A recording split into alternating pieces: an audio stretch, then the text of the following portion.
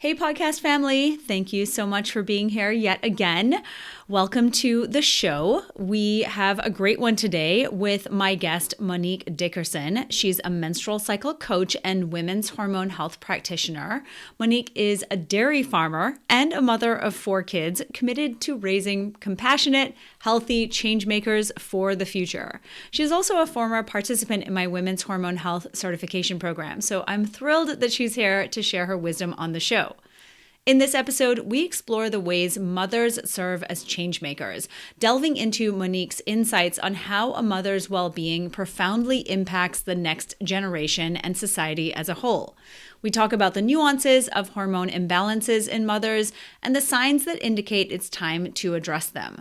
Monique shares practical tips for replenishing the body, especially when motherhood often leads to depletion. We'll hear about Monique's personal journey from exhaustion to energy, unveiling critical turning points and the benefits of achieving hormone balance. She learned the hard way that being exhausted and burnt out didn't serve her family or her community in a positive way, and she has gone from dismissing and ignoring her hormones to loving and honoring them. Learn how balanced hormones make mothering more enjoyable and improve various aspects of daily life. And speaking of daily life, you'll get to hear about what a day in Monique's life looks like as a dairy farmer and mother of 4. If you're a mother and you're struggling with your hormones amidst the responsibilities of childcare and family life, the insights and actionable strategies in this episode will be so helpful for you. Thank you, as always, for being part of my podcast family, and I hope you enjoyed this episode. Hi, Monique. How are you? Thank you for being here. Hi, Nicole. Thank you. I'm good. I'm nervous, but I'm feeling quite good on myself. So I'm super excited for our chat today. I am too. I've been really looking forward to this. And so everyone who doesn't know, Monique was actually in my training program last year, and you were such an amazing addition. And I felt like you were doing such great things in the world. And I was so thrilled to invite you onto the podcast because this is not a topic that I've really covered in depth. Yeah, it's an interesting one. Like, there's so many mothers out there, but we tend to just be so busy, like our heads down, just keeping on and keeping on, that we don't really pop up. And yeah, I don't know. I just don't feel like we're really that well served at the moment in the industry. Yes, I agree completely. And I think this is going to be such a good conversation. You know, it's so funny. I was reading an article recently, and it said something like, do you know that mothers can pull water out of a rock? And it just kind of made me laugh. It's kind of like, yes, actually, they can do the impossible. Even when all hope is lost, they're still there showing up. And I really felt that was a sort of a fitting way to intro you and intro this topic, because your whole, perspective is that mothers can serve as change makers for the world. And, and I would love for you to talk a little bit more about that, about like how the well-being of mothers can impact future generations, like how you feel like they serve as change makers. I'm sure there's a lot to unpack here. Oh, there's so much to unpack. It might never be the whole episode. So I'm a mother of 4, so I'm definitely like living and breathing this. I've got a 7-year-old, a 5-year-old, a 4-year-old, and a nearly 2-year-old. So like I'm in the thick of motherhood. Like life is hectic, it is busy, it is chaotic all of the time. But at the same time, I know that what I'm doing is just so important. I know that I am literally raising the next generation of change makers. So like there's a lot of emotional work there involved in, I suppose, the pressure of raising these change makers, but also it comes back to me every single time. It comes back to me and how I'm feeling as to how I can like encourage these children, coach these children, give these children everything they need, but I can't do it unless I'm in a really good place of health. So I suppose it all starts, and it's a hard message to hear, that it all starts with the mother's health and how she feels, how her energy is outputted. And the more that she feels supported and energetic and balanced in her body, she is going to be able to raise, like, I don't want to say better, because I don't want to put more pressure on us as mothers, but she's going to be able to have more presence with these children and going to be able to, I suppose, raise more well-rounded children. And the more well-rounded our children are going to, can be, that we can make them to be, the more they're going to be able to make change in the world and be leaders and be thought provokers. And that's, I think, the real power that we need to step back and see that these mothers literally are raising the next generation of children. And that's a responsibility. It can be thought of as a bit of a burden, like all on us, but also can be a real privilege to see that we do have this opportunity to make a lot of change in just one generation. So I do believe it all comes back to the mother. The more that we can support her, care for her, balance her, make sure that her body is in a place of balance and good well-being, then she's going to put more into her children. She'll be able to put more into her children. And yeah, it all comes back to being able to raise these children to the best of our ability. I mean, there's so much here, as we said, right? It's a lot to unpack with all of this, especially when you think about the sort of cultural perspective, because I think about the US, as you were saying all of this, I just think, obviously, I live in the US and you don't. You live in a country that is somewhat more civilized than us because you have maternal, healthcare that's free, and you also have paid maternal leave and all of the postpartum and all of those kinds of things. And so, I was just thinking about how unbelievably challenging it is for women to do exactly what you're describing in my society versus in a society like yours. Do you have thoughts on that? Like, do you have feelings around, I bet you do, around the differences from a cultural perspective and how much harder it is?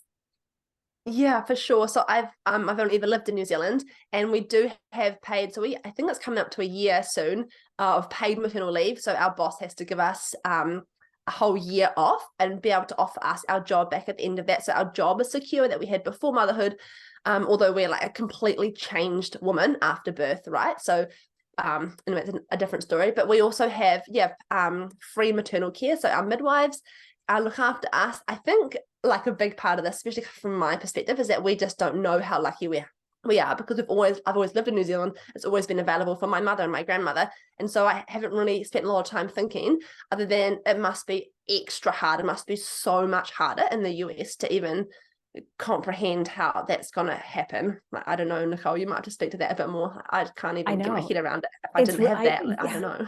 It's really difficult. And it's just interesting to hear what you're saying, because I wholeheartedly agree. And I feel like we need to be present for our children. Like, I know women who go back to work after 6 weeks after having a baby.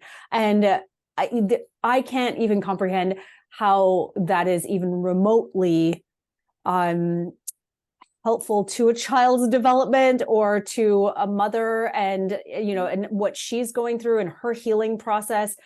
Yeah. And children feeling safe and secure, and all of the things that come up. So yeah, I'm not entirely sure. I definitely don't have the answers to this. Well, I do. I mean, like paid maternity leave would be a good start. Yeah. I don't know, call me crazy. But anyways, yeah, I'm just curious, I guess, from you, maybe to switch gears a little bit, maybe some examples of how a mother's experiences and her choices can influence the development of her children, and then obviously impact society in an ideal world. Oh, absolutely. We can just like contrast the two of them. Like, we can just imagine a woman who is say she's in her 30s, she's ready to have babies, but she's been a career woman, so she's quite stressed out, she's quite burnt out, and she goes and she manages to get pregnant in some kind of journey, I'm assuming, and then she has this baby. She doesn't really like nourish herself. She just keeps on pushing through. She does all the things that she thought mothers are supposed to do. Then she goes back to work. Now she's juggling childcare and the household and her job as well. She's really depleted. She's low on energy. She's exhausted. She's a bit snappy on her child. She's resentful for her partner, whose life hasn't really changed as much as what hers has changed. And so you can just kind of imagine her energy, her ability to give to her family at that time is probably not as much as if there was a woman who, say she's in her 30s, she's been a career woman also, but she knows how to manage her stress. She knows how to complete her stress cycle. She's in she nourishes herself deeply, but she's in a place of already better nourishment. Her hormones are better. So I'm assuming she's going to get pregnant easier and more easily. And then she nourishes herself throughout her pregnancy. Her life starts to change. She accepts the slow down pace that her pregnancy is asking of her. She then has her baby. She's then made the choice to stay at home and maybe like take cuts in her life financially or downscale their living a lot more so she can stay home with the baby. She's still nourishing herself more. She's asking for help from those around her. She's accepting that help because that's a whole new level to let that kind of help in. She's then able to give more to her family. So you can just imagine here that the relationship between her and her child probably is a lot more easeful, is a lot more surrendering and going with the flow here. And that's just changed that whole household, and that's changing this child's upbringing and relationship with him, with its mother. And that is going to have a really long lasting effect on the rest of that child's life. So I suppose what I'm saying is the more that a mother can kind of accept and surrender this role of motherhood, as well as nourish herself really deeply, she's going to be able to raise these children who are a lot more, I suppose, wholehearted, wholesome, rounded, and they are going to go on to be our change makers in the world. Oh, yes, absolutely. I couldn't agree with you more. Yeah, there were a few things that you said that I think are so important to touch on. And one of them is that what I see so much of, and so many practitioners in the women's health field, is women coming into pregnancy already depleted. And then, of course, pregnancy depletes you even more because that's what it does. And then you're in postpartum and you have no hormones at all, basically, because they've all crashed after giving birth. And then there's just, I mean, you're completely wiped out. And I read this crazy stat the other day that in the last 6 years, postpartum depression, or women diagnosed with it, has gone from 1 in 7 in the US to 1 in 4. So that's basically almost double in 6 years. And then, and obviously we were just talking about all the reasons why, because we don't have any support system really in our society when it comes to the postpartum time or pregnancy, really even. So, so I just find this so fascinating. And I just feel like there's no amount of fancy medications that can really, and don't get me wrong, like if you need a medication, of course, take the medication, but like, there are no amount of innovations in medications, because I know there was one recently this last year in the US that came out, and I assume worldwide, but that was outrageously expensive. And I'm just thinking, well, we could try and solve the problem with having more social safety nets. I don't know. Again, call me crazy. But I'm curious what your thoughts are on this too, because I just feel like, is this something that you feel is happening sort of worldwide, or just in certain societies where women aren't getting the support that they really do need to have children?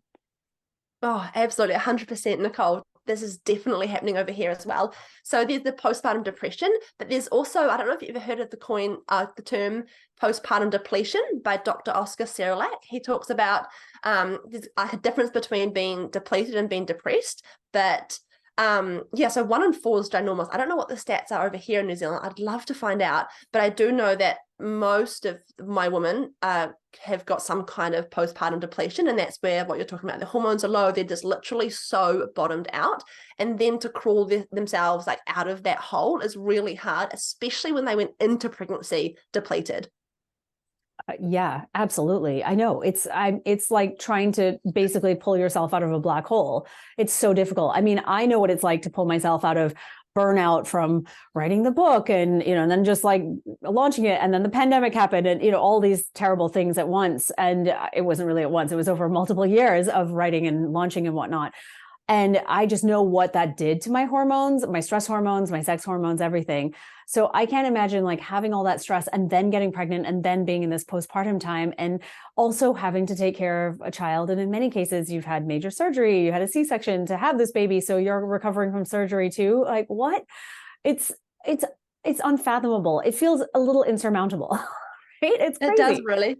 Yeah. And I think, and so that's why we're so exhausted during motherhood. Like women come to me, the most common symptom they say they're constantly exhausted. And I'm like, there's no wonder why, because look at the journey you've had to get here, and look what your body's gone through, look what you're expecting of your body every single day. So like it all starts with us, but it also, like, we have to be in a place ready to accept the help. We have to ask for the help that we actually need. And then we have to be in a place to accept it and kind of like remove the judgment that's associated with it. Like there's a lot there too. Oh yeah, so much there. I mean, can you speak more to that about just sort of this quote unquote normalcy around being exhausted as a mother. Cause I feel like we hear this all the time, right? Particularly in my society, where it's the badge of honor and you do all the things and we're all very proud of all the things that we do and accomplish in a day. And I feel like I really, really thought about this. And, I've done a podcast episode on this with Ruby Warrington about unpacking the choice to have a baby or not have a baby or become a mother or not become a mother. And it was a very long, arduous process for me deciding whether I was going to do this or not. But one of the things was that I see this level of exhaustion in pretty much every woman I know who is a mother. And I don't feel like I'm equipped for that. Personally, I don't feel like I'm equipped to live like that all the time because I've already struggled with other health issues. So I just feel like, how have we normalized this? Like, how have we gotten here that this is perfectly acceptable? And then you go to the doctor and the doctor's like, well, you're a mom. Yeah, no kidding, dude. I am a mom. Yeah. Like, what do you think? It's crazy to me. It is so crazy. And the crazy thing is that it is normal and it's nearly expected. And like you said, it's like a badge of honor. Like, oh, I've been so busy. Oh, I'm so exhausted. You wouldn't understand like how much I've been doing or what I've been doing. But what if, like, isn't it exciting to think, what if that wasn't normal? Like, what if it was normal to go, oh, I've got so much energy. I want to go and do this with the kids. And I want to go and do this with the kids. Oh no, hang on. My period's coming. I'm just going to take it slow for a week. This is my week, my downtime week. And that was encouraged and supported by our husbands and our partners and our friends and our family. Like, it just excites me so much. What if we stopped normalizing being exhausted and stopped expecting these mothers to be exhausted all of the time? Like, can you just imagine how much more we could like give, or how much more we could be, how much more enriched our life would be? Like, it's just, I hold on to that vision a lot actually, and I try and live my life from that vision of being exhausted, and it kind of flips the whole switch on motherhood. Like, it's no longer a drag, it's no longer a burden, it's no longer like anger and resentment around motherhood. It's actually a real privilege and it's a joy to get to do this work. But there's a lot of, like, there's a long journey, or for me, it's been a long journey to get to this place of honoring myself and my needs and asking for what I actually want, and then letting that help in. And of course, like balancing my hormones and eating all the right food and stuff. But I wish that we stopped normalizing being exhausted all the time. Right. I agree with you. And also the normalization of completely putting yourself last. I really struggle with this too. I feel like, again, I'm not a mom, but I see what I see. And, and I feel like this idea of just martyrdom and putting yourself completely last, and you're just eating the scraps off your kid's plate. You don't even really eat properly. And that's just one example, I think, of so many ways in which women do this, and in fact are maybe even expected to, in a way. And then we're like, what? Wait, why do I feel so bad again? So it's not shocking to us, but I think for so many women, they just don't even realize. Like, do you want to share about that a little bit? Because I feel like I'm not necessarily in a place to talk about it, but I know you are. Yeah, for sure. It is expected. But I think the hard thing is, I think why we keep on doing it is because to make the change, to make ourselves a meal requires, like what you said, putting ourselves first. It requires actually taking the time to cook some eggs or whatever it is and have it on a plate, and then to sit down and eat those eggs. And that's really hard to even think about doing that after you've had like really bad sleep, or like really broken sleep the night before, or if you've munched on sugar the day before and all you want now is to get back on that sugar roller coaster. And if you are like stressed out financially, you're having a fight with your partner, like, there's just so many layers on top of us as mother. There's so much that we're holding that it's really hard to kind of break through and put ourselves first. So it's more than just like cooking the actual meal. There's a lot more work to be done before we can even get to that place. But the other thing, we're so exhausted, we can't even think about like doing anything extra in our life. So it's really hard to break that cycle of exhaustion to come back to being able to put ourselves first. It even makes any kind of change. Like, it's not even there. People can't even, like, they need someone to come to their house and cook them the eggs and give it to them to kind of break that cycle so they actually can get back on the right. Because we all know what we need to do. I'm pretty sure most of us know what we need that we need to eat better, we need to sleep better, we need to stop on our phones, we need to stop the sugar addiction. But to break that cycle and make that change, that's really hard when you're so exhausted. So hard. Oh my goodness. I've been so exhausted without children, and I find it's so hard. There's no doubt about that. And I guess that's what we want to talk about, like maybe we can start with, what are some of the hormonal imbalances or signs of imbalances that women are experiencing, so that they can recognize when it's time to address these things. And then we can talk about like what they should do. But I feel like it's important for us to, stop the normalization of these symptoms. And so if people know what they should be looking for, maybe that will be helpful in that process. Yeah, I don't know if there is any like major symptoms. Like of course there's major symptoms, but I think the number one, like if you are feeling exhausted all the time, then you've got to do something about it. You like, there's no way to live your life if you are constantly exhausted. And then on top of that, like we're layering period problems, and we're layering acne and all these hormonal symptoms that we struggle with. Like they are all, I want to say, like under the exhaustion or causing the exhaustion, or the exhaustion is causing them. I'm not sure which way around it is, but like even if there's anything going on, that's a cause for making change. Like there's no way to live a life if you are constantly exhausted or suffering with these menstrual or hormonal issues. And the excuse I get all the time is, oh, my mother had really heavy periods, so that's why I've got really heavy periods. And I just want to say that's not an excuse either. You actually can, like 20% of your is the genes, and 80% is your diet and your lifestyle. And I get that you like inherited all of that from your mother, like you inherited your lifestyle and your environment and your diet as well, but you can change that part as well. So that's not an excuse, because that's what I get come up against all the time. It's just, oh, my mother had it, so I've got to have it as well. But I want to say that's not the case. If there's any kind of symptoms going on, that's enough for you to make a change, I suppose, is what I'm trying to get across. Yeah. Oh, for sure. I know, right? I mean, I think that we just don't even really realize what to look for, because in many cases, we've lived with it for so long. And in also many cases, we've gone to a number of different doctors, and they're like, oh, you're just, like I said, you've just had a baby, or you're a mom, or you're in perimenopause, or you're in menopause, or whatever, it's just insert whatever life stage you're in as a woman. And that's the excuse for feeling like crap, basically. No, absolutely. And here, take this pill that'll fix all of your symptoms. Oh yeah, right. Yes, that pill that actually makes things so much worse in many cases. So that's helpful. So it's really, you feel like it's really just about women recognizing that if they feel anything less than consistent energy and stable moods and and joy most of the time, then they should really be looking at a solution, or at least looking to get some help. Yeah, for sure. Or making some kind of change. I find most women know what they need to do, but to kind of, I don't know, have the encouragement or the support or something to actually make that change, then let this be it. Yes, I completely agree. I mean, this probably goes without saying, but I think it's important to cover regardless. But obviously, you said, right, we're very depleted in postpartum. That's even like a condition now, basically. What are some of the factors that are contributing to this depletion? Like, what are your thoughts on that? Yeah. So do you mean depletion in the postpartum, or depletion like just overall? Post? I mean, basically in life, but postpartum is when it really shows up, I feel like.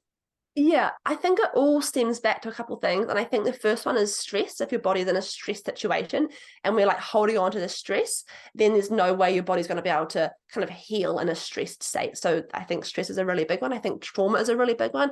Any kind of trauma where your needs are not met. And then I suppose it all stems from stress, but if your body's in a stressful situation, then your cells aren't able to produce energy. So your body now has not got enough energy to even think about healing or making the right kind of hormones. Like it's in a stress state. I think everything can be tied back to that, I believe. Oh, yes, I would completely agree with that.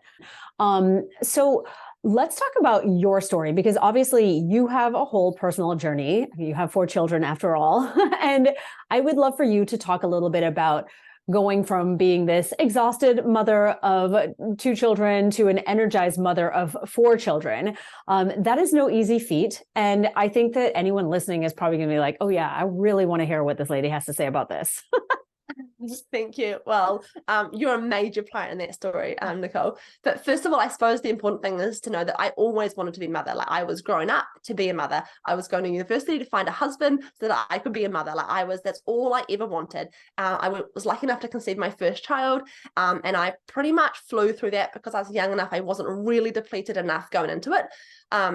But come along my second child, I had an 18-month-old and a newborn, and life started to get like really hard for me. And as I worked my way through that postpartum time, I realized I was really depleted. And so I did what I'm really good at doing, and I went researching like, okay, how can I increase my energy? And the things that I found online and from those people around me, they were saying, oh, you need to do some fasting because that's how you increase your energy. Oh, and that didn't work. I said, do more exercise because exercise increases your energy. So I tried that. That didn't work. And so I tried like juice cleanses, and I tried eating really clean, and I tried green smoothies. But none of that stuff was really what I needed as a mother with 2 young children and a woman. So I was taking all of this health advice from these men online, or these men who had written really popular books that my family had read and was then telling me about, but nothing was working. And that's where your work came in, Nicole, and Kate Northrup's work came in. And I really learned that a woman's body is so entirely different to a man's body. And what we need is really different to what a man needs. So I worked really hard on replenishing myself, on nourishing myself really deeply, slowing down, accepting motherhood and the chaos that it is. And just kind of, slowing down my pace of life, eating the right kind of food that really going to fill me up. And I just got to this amazing place where I had energy, and I had like the grace, and I had presence with my children, and I could now like love my husband again, like before we were married. And so, and then I went on to have 2 more children. So I suppose it's this beautiful story of like real, like just all I ever wanted, and then what I wanted wasn't what I had. I just was exhausted all the time and not enjoying it. And then I managed to regain my energy, and I replenish myself really deeply through honoring myself as a woman. And a lot of what your work really got me out of that hole, Nicole. So yeah, that's where I am today. I'm really mindful of what I eat, what I do, how I manage my stress levels, how I get, if I do get stressed, how I get that stress out of my body, so my body feels like it's in a calm enough place to make energy and heal and all of that stuff. So yeah, that was my journey. I mean, that sounds impossible to me. I find it amazing that you've been able to do that. I feel like I said, pulling myself out of burnout over the last 3 years has been, hard enough with 3 dogs, much less like 4 kids. So I feel like you totally give so many people listening, I'm sure, hope, because we're all in these kinds of situations that, or many of us are, feeling like we can't quite get out of there or out of them. And so I think it's really encouraging to just hear what you're describing. I am curious, what are the most noticeable changes in your life that you noticed after, coming out on the other side?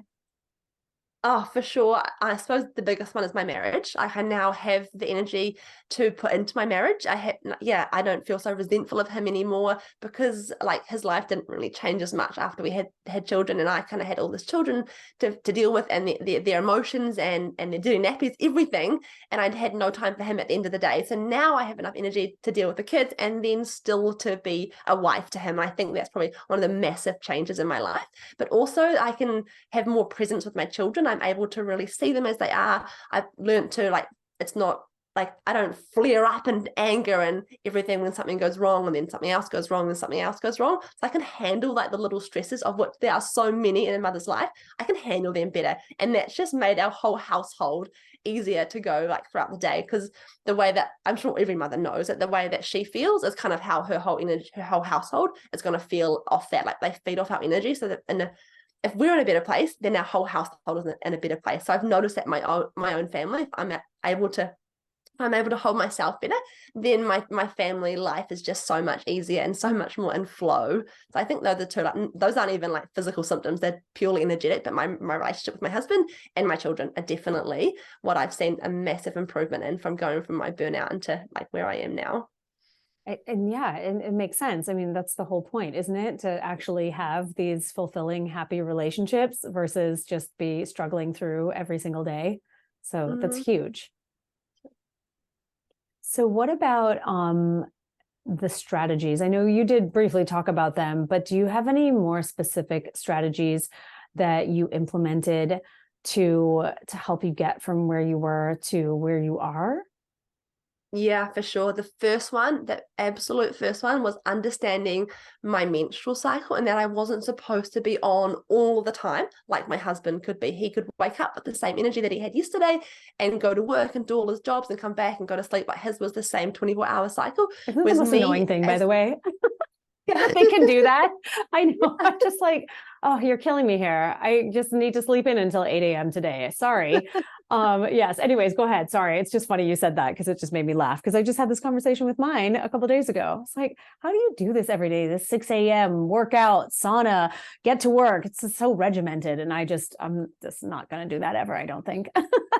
Oh, right. And we like expect ourselves to, and especially as mothers, we think we should be on point all the time. Like our kids should be dressed up, our house should be tidy. We should be providing healthy lunch boxes all the time. But once I kind of gave myself permission to not do that, that was a huge weight off my shoulders. Once I understood that at a hormonal, like cellular level, I did not work in the same way. It was like I could breathe again. I could like finally tap into my intuition and how I felt each day. And that was okay. And that was a massive turning point for me, that I realized that I could not do what he does. And that's okay. Right. And he can't really do what you do. So there's that. Yeah, he definitely can't do what I do. Yeah, exactly. I know. Okay. So the menstrual cycle and just having that understanding of it. And like you said, giving yourself permission to just take a beat and not have to like show up at 100%, 110% every single day. Yeah, that's a hard one. I feel like that would be a hard one for me. And so are there other ones, like other strategies? Like what was your next step? Yeah, my next one was to realize what I ate was really important. And that was what I ate gave me energy and gave me sustenance for the day. So I looked at like my entire kitchen and was like, well, that's not going to work. That's not really great. This is what I need. And a lot of it came down to eating more fat. Like I need a lot more fat than what my husband did, especially as I was breastfeeding. Yeah, so I needed more fat, I needed more protein, and I needed less sugar in my life. And that was my first step in realizing that I need a lot of food. I was probably eating not enough food, and definitely not enough deeply nourishing food. Like I was eating a lot of leafy green smoothies and like fruit smoothies, but I wasn't eating like really good protein, really good fats like eggs and avocados, and I wasn't dressing my salad with good quality olive oil. I needed all of that to keep me full, and then that stopped me snacking. So it was a real game changer to realize I had to eat enough food to sustain myself and my baby, who I was still breastfeeding, to eat less food later on, if that kind of makes sense, like to snack less. Like I had to eat enough food. And I think a lot of women that I work with struggle with that concept as well. We think we're going to eat this fat, we're going to get fat. We think we're going to eat all this food, we're going to get fat. But actually it's like a real mind flip switch. You've got to eat enough of the right food in order to stop the cravings and the snackings, and to actually really rebuild all of those minerals and nutrients that we lost during pregnancy.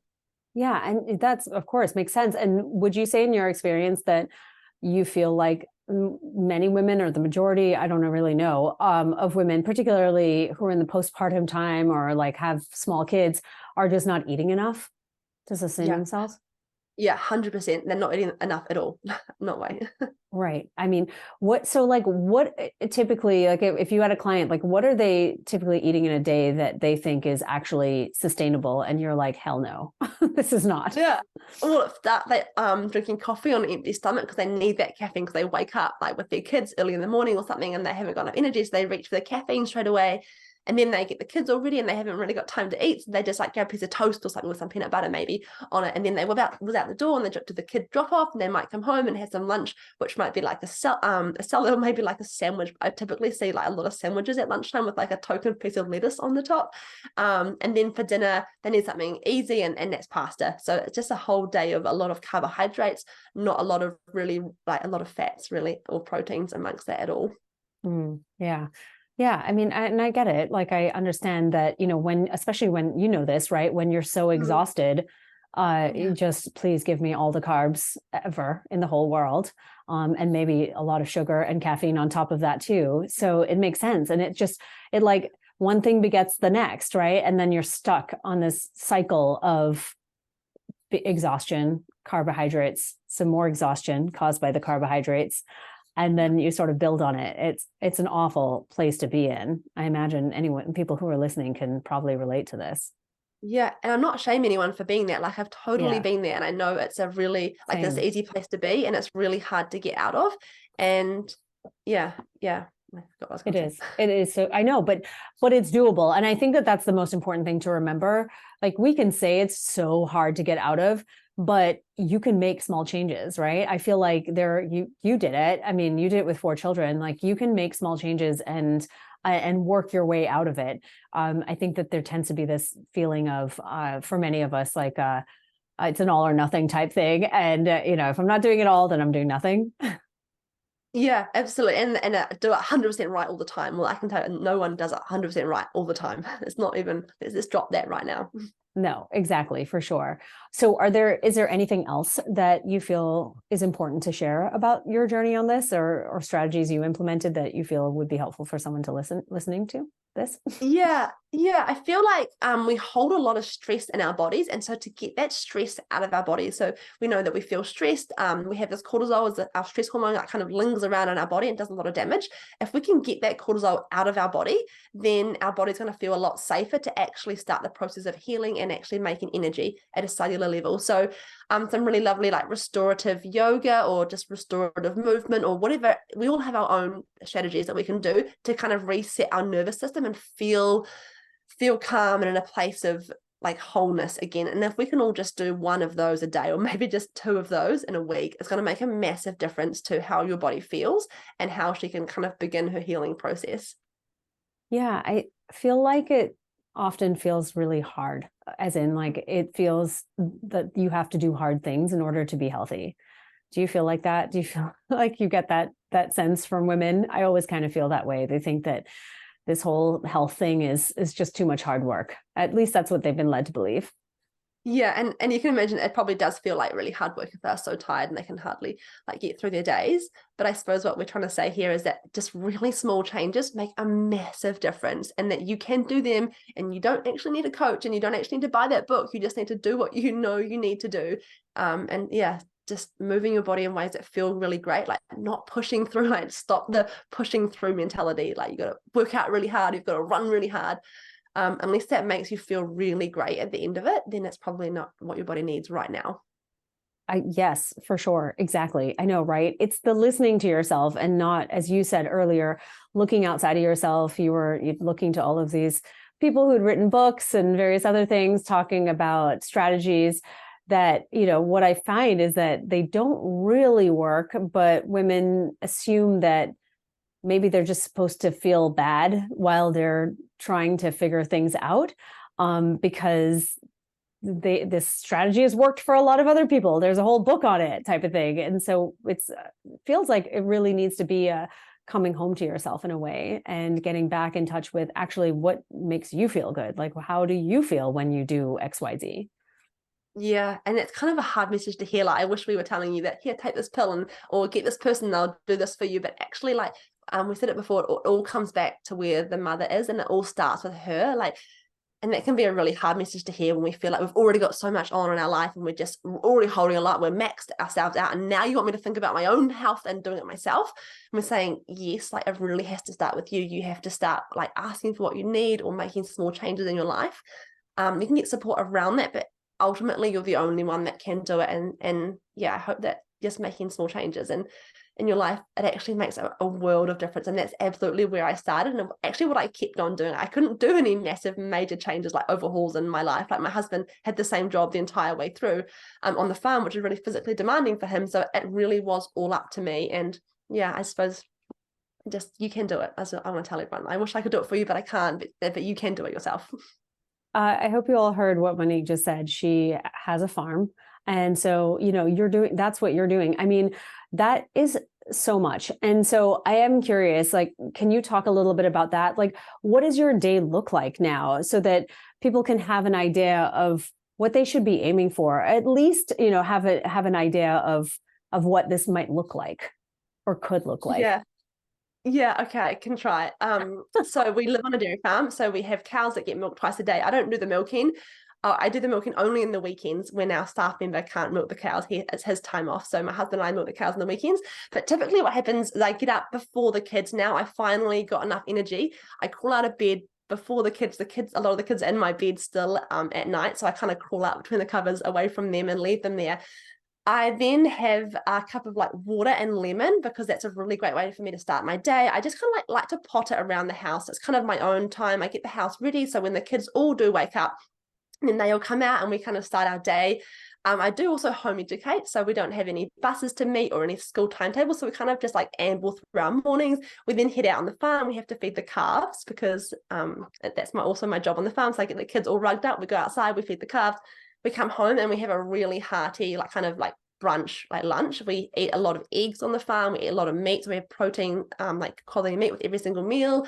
I then have a coffee with my husband after my meal. And then we do like a little bit of schooling. We spend more time outside because that's really great for my nervous system and for getting my body moving. We might go in the garden. And then I start preparing the evening meal, which again is a lot of good quality protein and some really good quality fats. It's my job to prepare that. And then we go out and feed the calves again.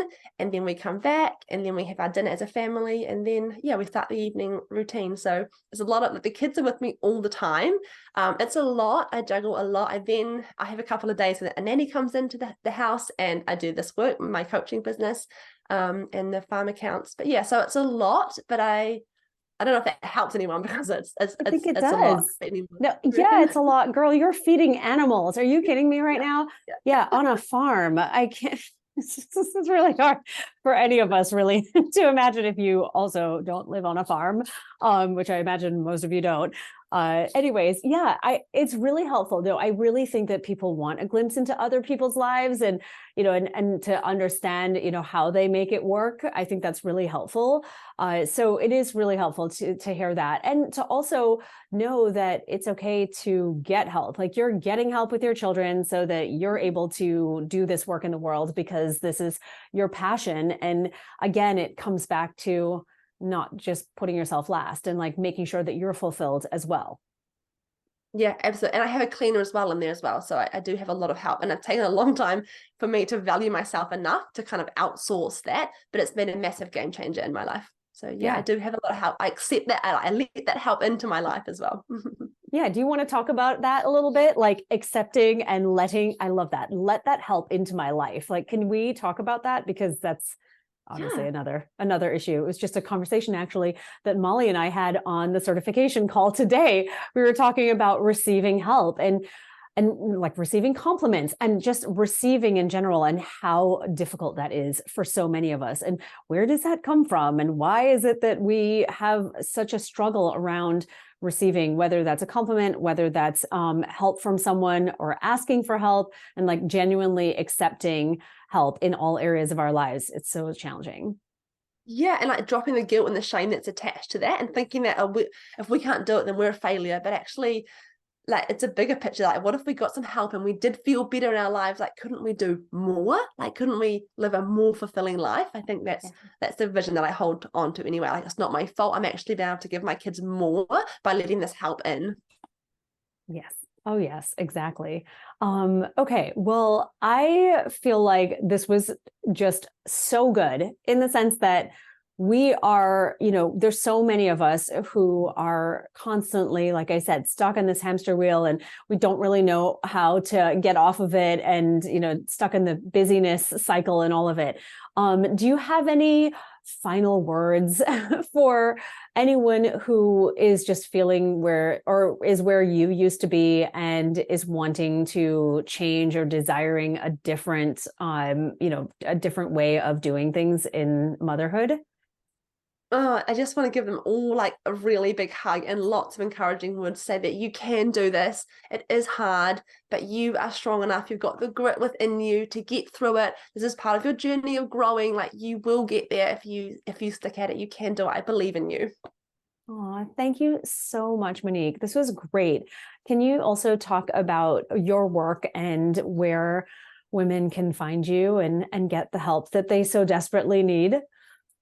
Oh, thank you, Nicole. Yes, I'm over on Instagram at Monique Dickson _ that's Dickson, Dickson. I hang out on there. I also offer like bespoke one-to-one coaching for women who want to increase their energy and balance their hormones. And I have an online membership, which is called Nourish, which is a space where women can come to reclaim their energy. And I just hang out on there. On my website, www.moniquedickson.com. It's got lots of helpful things on there too.